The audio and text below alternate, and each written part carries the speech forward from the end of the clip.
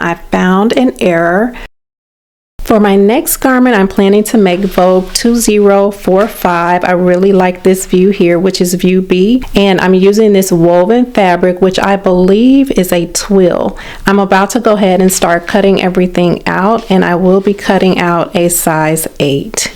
There are 11 main pattern pieces to cut out for view B. These are the pieces that you would need for the lining. There are several pieces that have to be interfaced. The dress does have darts. There is a front flap, so there's not an actual pocket here, it's just a flap on the front. There's an invisible zipper in the back. There is an extension in the back of the dress. You have epaulets at the shoulder, which are finished with a button. The sleeve has an undersleeve piece. Both of the views have directions for lining the dress. I have all of the pattern pieces cut out, and I've already decided that I want to make a few changes to the dress. The first change that I'm going to make is to lengthen it. So I want it to be just a little bit longer, so I think I'm going to add about 3 inches to the hem.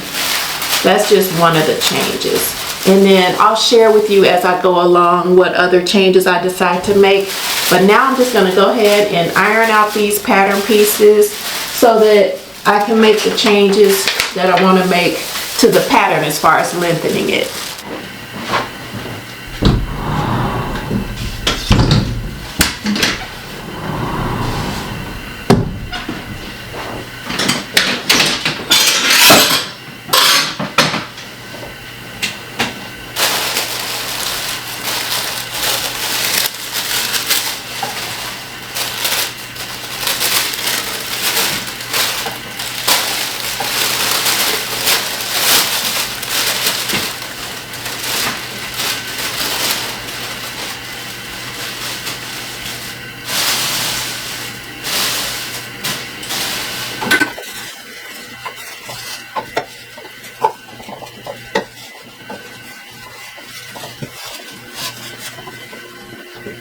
I have these McCall's jeans with the different denim colors, and so I decided to just pair it with this patchwork top. You have a total of 12 darts that have to be sewn, so there are 6 in the front and then 6 on the back. There's 1 front flap here, and for my dress I'm planning to put 2 front flaps. So it should look something like that. Here's a better look at the flaps now that I have them attached. And next I'm going to stitch all of the darts that go in the back. I have the back sewn with the darts, and then there's the extension here sewn in and the zipper, and now I can put the front and back together and stitch the shoulder seams. I sewed 1 epaulette closed, so I want to show you how I did it.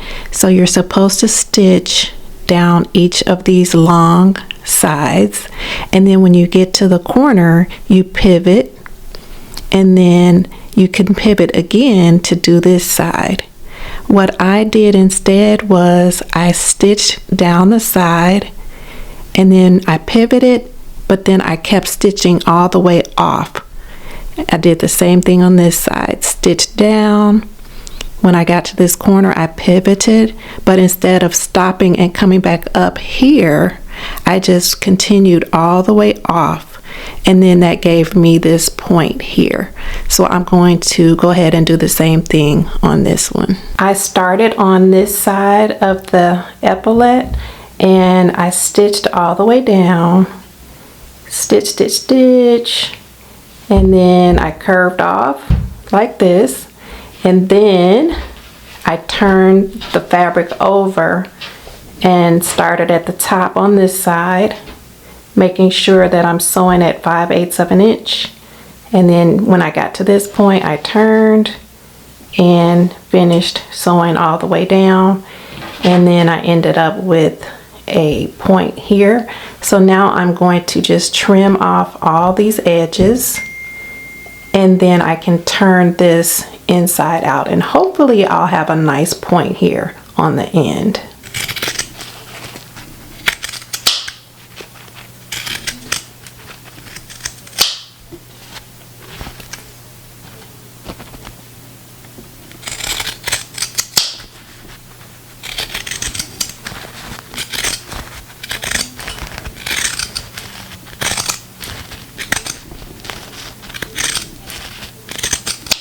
I stopped at Joann Fabrics to pick up some buttons which are going to go here on the epaulette. I still need to turn this one inside out. I was trying to decide between these 3 buttons. I decided to go with these. They're not 1 inch, but they're 7/8 of an inch, so I figured that would be just fine. Epaulets are all done, and now I'm going to go ahead and just stitch the front to the back. This is what I have so far.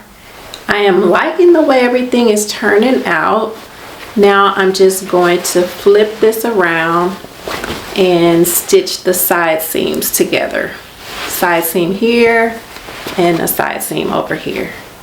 I had some of this fabric left over from a skirt that I made, so I decided to cut out piece number 15, which is the undersleeve, so the sleeve will be in 2 different colors. I have one sleeve on, and this is the peak of gold from the undersleeve, so I'm just going to go ahead and put the other one on, but I think that I'm going to like that. I was getting ready to start working on the collar and I found an error. So dress B that I'm working on says that you need piece 4 and piece 5. Piece 4 and 5 are the front and back neck facings, and it says they're for view A and B, but actually the facings are only for view A. Piece 4 and 5 are the facings for view A only, right there. When you're doing view B, you just need pieces 12 and 13, and those are the collar and the collar band. So I actually cut out pieces 4 and 5, but I won't be needing them now. I only need pieces 12 and 13, and I have to do a little bit of interfacing. So that's just something to keep in mind if you're making this. For view B, you don't need pieces 4 and 5. I have the collar pinned around the neck edge. It does have these little pointy corners here. And I decided I'm not going to line the dress. The darts in this dress really do pull in the waist area. There are hook and eyes in the back of the collar to keep the collar closed. And this pattern is rated as average.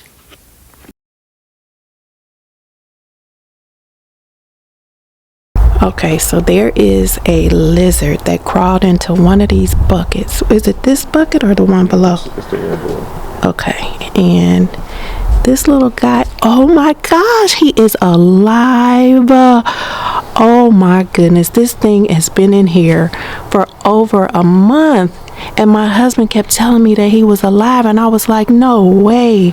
But the only way I know it's alive is because I actually looked at it yesterday and it was facing this direction. Well, I bothered him this morning. Oh my gosh. And he moved. Yep. And see, I tell you, he is getting in and out. Look at that. No.